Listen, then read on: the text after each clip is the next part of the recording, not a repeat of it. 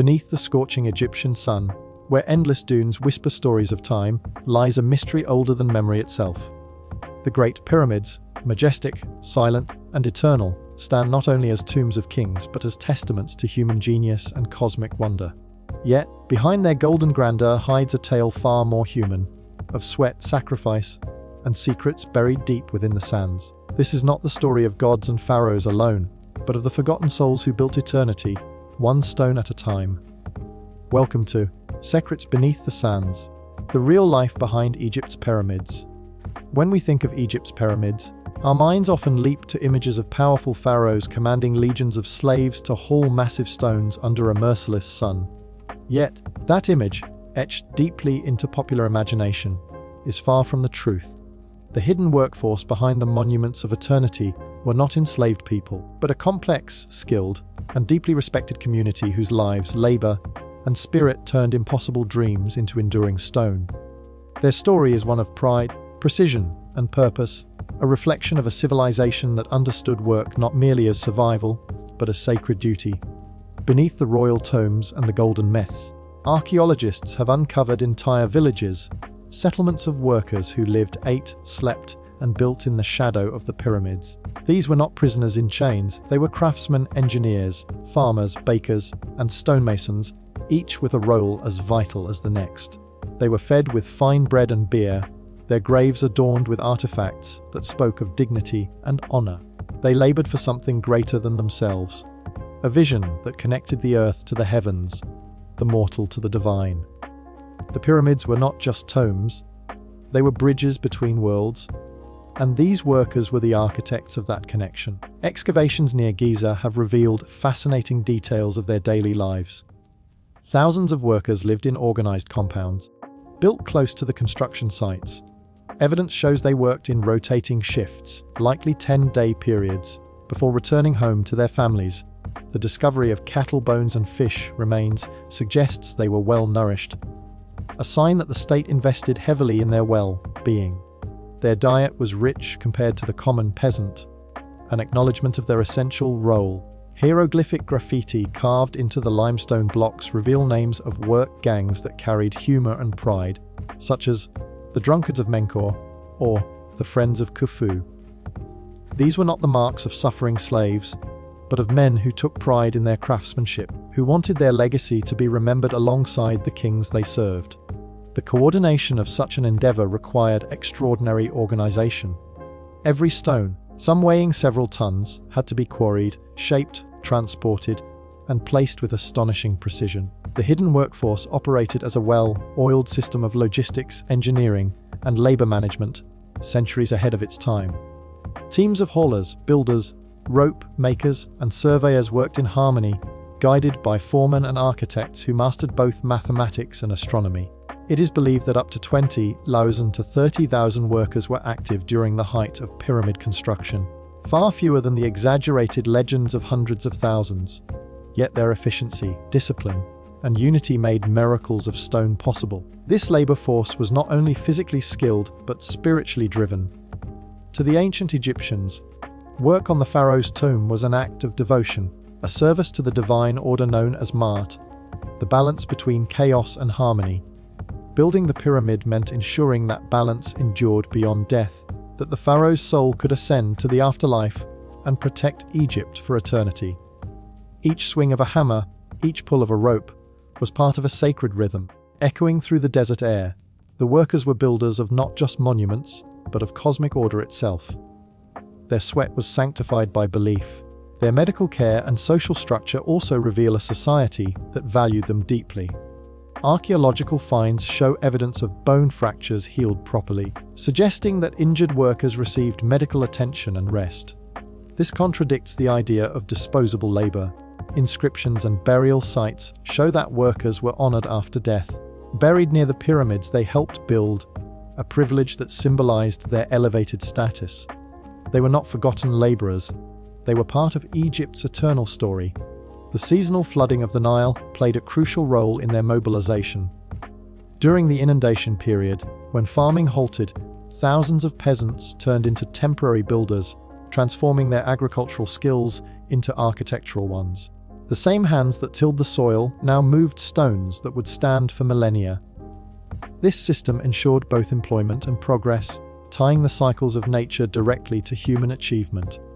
The Nile gave them time, the state gave them purpose, and together they gave the world immortality in limestone. It's easy to look at the pyramids and see only the grandeur of pharaohs, but behind that majesty lies the heartbeat of ordinary people. Men and women whose names are mostly lost, but whose efforts still touch the sky. Their labor carried not just physical weight, but emotional and spiritual gravity. They worked in the heat, through exhaustion and pain, yet with a sense of belonging to something eternal. They built not for gold or glory, but for the soul of Egypt itself. Each block they lifted was a prayer in stone. Each wall they raised a hymn to eternity. The hidden workforce, though invisible in the grand hieroglyphs of kings, was the living foundation of the pyramids. Their unity mirrored the order of the cosmos, their precision echoed the stars, and their devotion transformed the desert into a landscape of immortality. They were, in truth, the real architects of eternity, those who shaped not only the pyramids, but the very identity of a civilization that continues to awe the world thousands of years later. The pyramids of Egypt are not just monumental feats of engineering, they are expressions of a profound understanding of cosmic order, sacred geometry, and celestial harmony. To the ancient Egyptians, the act of building was inseparable from the act of creation itself. Each line, each angle, each perfectly measured stone was a reflection of divine symmetry, a mirror of the heavens cast upon the earth. The pyramid was never merely a tomb. It was a map of the universe, encoded in stone, designed to align human life with cosmic truth. Behind its geometric perfection lies a language of numbers and stars, an eternal dialogue between heaven and earth that few civilizations have ever mastered so completely. The Great Pyramid of Khufu at Giza stands as the pinnacle of this sacred precision. Every measurement, from its base to its apex, carries symbolic meaning. The ratio of its height to the perimeter of its base mirrors the relationship between the radius and circumference of a circle, suggesting that the builders possessed an understanding of Eve long before it was formally defined. This astonishing mathematical harmony was not an accident of architecture, but a deliberate invocation of cosmic balance. For the Egyptians, geometry was a divine art, the means through which the gods revealed their order to the human mind. The pyramid's form itself, with its 4 triangular sides converging to a single point, represented the union of the earthly realm and the celestial one, the merging of the many into the one. The alignment of the pyramids further reveals this devotion to cosmic law. The sides of the Great Pyramid are oriented almost perfectly to the 4 cardinal directions, with only a fraction of a degree of deviation, an achievement that would challenge even modern builders. Scholars believe the ancient Egyptians used the stars, particularly those in the constellation Orion and the circumpolar stars, as their guide. Orion was sacred to Osiris, god of the afterlife, and the alignment symbolized the pharaoh's journey to join him in the heavens. Each pyramid was therefore more than a burial place. It was a celestial launch point, a stone-crafted pathway for the soul to ascend among the gods. The builders were not just engineers, they were astronomers, priests, and philosophers who saw in the stars the eternal rhythm that guided both life and death. Beneath this astronomical mastery lay an equally profound grasp of proportion. The Egyptians believed that beauty and order were divine principles expressed through mathematics. Their use of the sacred ratio, now known as the golden ratio, can be traced in the slope of the pyramids and in the layout of temples. This ratio was not simply aesthetic. It symbolized the balance between chaos and harmony, the unfolding of creation from unity into multiplicity. The pyramid's shape embodied this principle perfectly, a square base representing the physical world, and 4 sides rising to a single point representing spiritual ascent. In this way, the pyramid became a 3-dimensional symbol of transformation. The elevation of matter towards spirit, the eternal human longing to reach what lies beyond. The construction techniques themselves reflected this reverence for geometry. Every block had to fit precisely with the next, and this demanded a level of measurement accuracy that bordered on the miraculous. Modern analysis shows that the sides of the Great Pyramid vary in length by less than 2 inches over a span of more than 750 feet. To achieve such precision without modern tools required not only intelligence, but a worldview in which numbers were sacred. The builders likely used ropes, plumb lines, and sighting rods, guided by astronomical observation rather than mechanical measurement. Their accuracy came not from machines, but from harmony with natural order, from observing the world as a system of divine patterns, waiting to be expressed through human hands. Sacred geometry extended beyond the pyramids themselves into their entire surrounding complexes. The temples, causeways, and tombs were laid out in relation to the Nile, the stars, and the horizon, forming a grand cosmic diagram. The Nile represented the Milky Way, the celestial river across which the pharaoh's soul would travel. The West Bank, where the pyramids stand, symbolized the realm of the dead, while the east was the realm of the living and the rising sun. The entire landscape became a sacred canvas, a stage upon which the drama of life, death, and rebirth was eternally reenacted. The pyramid's perfect geometry anchored this cosmic theater, ensuring that the divine order above was reflected in the human world below. Even the materials carried symbolic meaning. The limestone casing stones, polished to mirror brightness, once reflected the sun's rays so brilliantly that the pyramids glowed like stars upon the earth.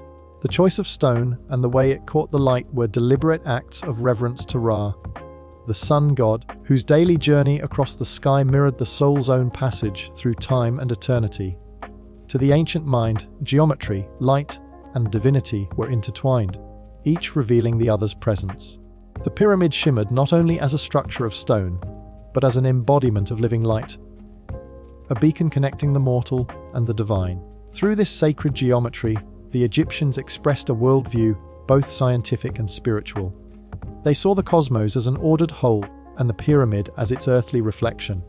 Every line drawn by their architects was both a mathematical solution and a prayer. Every angle measured by their astronomers was an act of devotion. The precision we marvel at today was born not from the cold pursuit of perfection, but from faith in a higher pattern. A belief that the universe itself was built upon number, proportion, and light, and that to build in accordance with these principles was to touch eternity itself. Beneath the golden sands of Egypt lies a world still whispering stories of forgotten glory, fragments of a civilization whose reach extended far beyond the horizon of recorded time. The pyramids we see today are only the visible peaks of an ancient iceberg, a small glimpse of what once existed in a grand and interconnected world. For centuries, explorers, archaeologists, and dreamers have tried to uncover the secrets hidden below, and yet every discovery only deepens the mystery. The lost civilization beneath the sands continues to challenge everything we think we know about Egypt's past. It reminds us that history is never fully written. It is layered, like the earth itself, waiting to be unearthed by those willing to listen.